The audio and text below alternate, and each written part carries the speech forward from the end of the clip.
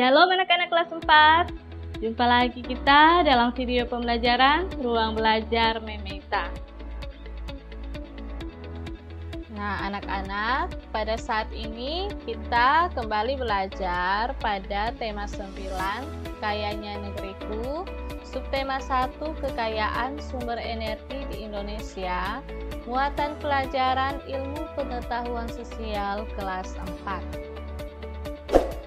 Nah, saat ini Mem akan menjelaskan fungsi sumber daya alam bagi lingkungan sekitar.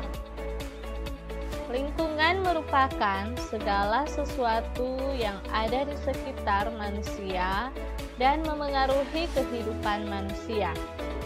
Sumber daya seperti udara, cahaya, dan air merupakan lingkungan bagi kita. Lingkungan menyediakan kebutuhan bagi manusia dalam berbagai hal. Lingkungan memengaruhi aktivitas manusia karena manusia senantiasa beradaptasi dengan lingkungan dalam memenuhi kebutuhannya. Fungsi lingkungan manusia yaitu sebagai tempat tinggal, sebagai tempat hidup dan mencari makan, juga sebagai tempat berlangsungnya aktivitas atau tempat bekerja. Selain bermanfaat bagi manusia, lingkungan juga bermanfaat bagi tumbuhan dan hewan.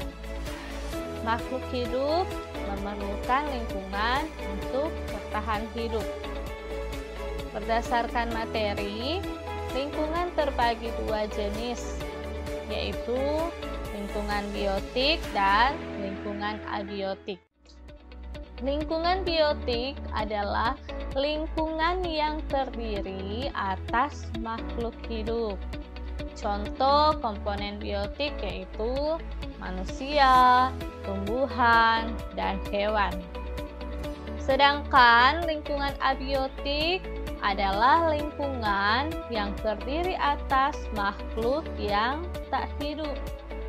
Contoh lingkungan abiotik yaitu tanah, air, udara, dan sinar matahari. Nah, anak-anak, aktivitas manusia tergantung pada tersedianya sumber daya alam. Mengapa? Karena sumber daya alam adalah segala sesuatu yang berasal dari alam dan dimanfaatkan untuk memenuhi kebutuhan manusia. Dan sumber daya alam dikelompokkan menjadi dua, yaitu berdasarkan lokasi sumbernya dan berdasarkan sifatnya. Menurut lokasinya, sumber daya alam dikelompokkan menjadi dua, yaitu sumber daya alam darat dan sumber daya alam perairan. Sedangkan menurut sifatnya, sumber daya alam dikelompokkan menjadi sumber daya alam yang dapat diperbarui dan tidak dapat diperbarui.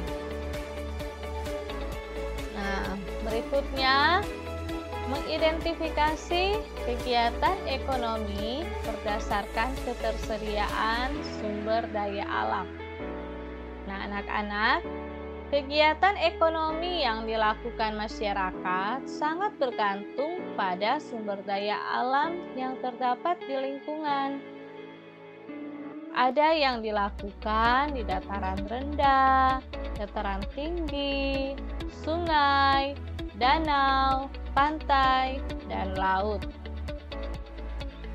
Perbedaan kegiatan ekonomi masyarakat berdasarkan kondisi atau letak tempat tinggalnya merupakan karakteristik antar ruang. Misalnya, masyarakat yang tinggal di sekitar pantai biasanya berprofesi sebagai nelayan, petani kelapa, atau penjaga pantai. Nah, berikut beberapa kegiatan ekonomi masyarakat berdasarkan sumber daya alam. Yang pertama, pantai. Pantai merupakan batas pertemuan antara daratan dan lautan.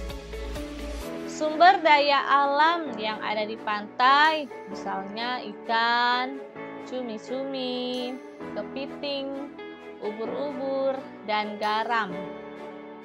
Kegiatan ekonomi masyarakat di sekitar pantai seperti nelayan, petani garam, pedagang, usaha penginapan, jasa pemandu wisata, dan penyewa alat-alat menyelam.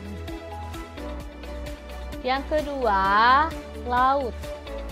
Laut adalah kumpulan air asin dalam jumlah banyak dan luas yang menutupi permukaan bumi. Sumber daya alam yang ada di laut antara lain ikan, mutiara, kerang, dan rumput laut. Kegiatan ekonomi masyarakat di daerah laut seperti nelayan, wisata bahari, dan pengoboran minyak bumi. Yang ketiga, sungai. Sungai adalah aliran air yang berasal dan terbentuk secara alami.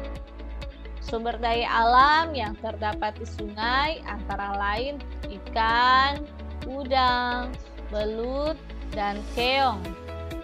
Ada juga yang dimanfaatkan sungai sebagai sumber pengairan bagi pertanian, jalur transportasi, dan pasar terapung. Dan kegiatan ekonomi masyarakat di sekitar sungai juga seperti penangkap ikan, pedagang, dan jasa transportasi. Yang keempat, dataran tinggi. Dataran tinggi yang memiliki ketinggian lebih 400 meter di atas permukaan laut. Contoh sumber daya alam dataran tinggi antara lain kol, kentang, teh, dan apel. Dataran tinggi baik untuk menanam sayuran dan buah-buahan ya. Selain itu juga bisa juga untuk tempat wisata. Kegiatan ekonomi masyarakat di dataran tinggi antara lain pertanian, peternakan, objek wisata, jasa penginapan, dan jasa pemandu wisata. Dan yang kelima, dataran rendah. Dataran rendah adalah dataran yang memiliki ketinggian antara 0 sampai 200 meter di atas permukaan laut. Dataran rendah banyak dimanfaatkan untuk pertanian, peternakan, industri, dan lahan perumahan. Contoh sumber daya alam di dataran rendah antara lain padi, jagung, kedelai, dan bawang merah. Nah, anak-anak, demikianlah materi yang bisa Mem sampaikan pada video kali ini. Semoga materi ini dapat bermanfaat untuk kalian semua ya. Terima kasih. Tuhan Yesus memberkati. Sampai jumpa pada video pembelajaran selanjutnya.